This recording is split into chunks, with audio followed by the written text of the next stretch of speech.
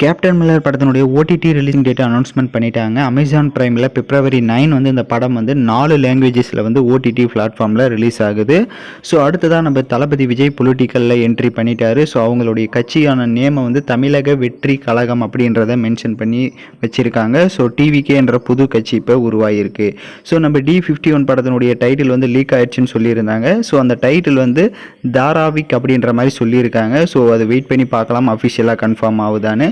தக் லைஃபோட shooting first hop வந்து இப்போ கம்ப்ளீட் பண்ணதாக சொல்லியிருக்காங்க. ஸோ அதாவது ஃபர்ஸ்ட் ஷெட்யூலை வந்து கம்ப்ளீட் பண்ணியிருக்காங்க. ஸோ கமல் அவர்களுடைய போர்ஷன்ஸ் தான் இப்போ கொஞ்சம் கம்ப்ளீட் ஆகிருக்கு. ஸோ விடாமுயற்சியினுடைய அப்டேட்ஸ் வந்து நெக்ஸ்ட் 2 வீக்ஸுக்குள்ளே வருன்ற மாதிரி சொல்லியிருக்காங்க. ஸோ முடிஞ்ச அளவுக்கு ஃபர்ஸ்ட் லுக் வரதுக்கான வாய்ப்புகளும் இருக்குன்ற மாதிரி தான் பேச்சுவார்த்தை போயிட்டுருக்கு. அடுத்ததாக கார்த்தியோட சர்தார் 2 படத்தினுடைய பூஜை வந்து கூடிய விரைவில் ஸ்டார்ட் பண்ண போகிறதா தகவல் வந்திருக்கு. விஜய் சேதுபதி வில்லனா நடிக்க போகிறதா சொல்லியிருந்தாங்க. பட் அவர் இப்போது கேன்சல் ஆகிட்டாரு அஃபிஷியலாக. ஸோ வேறு யாருன்றதை வெயிட் பண்ணி பார்ப்போம்.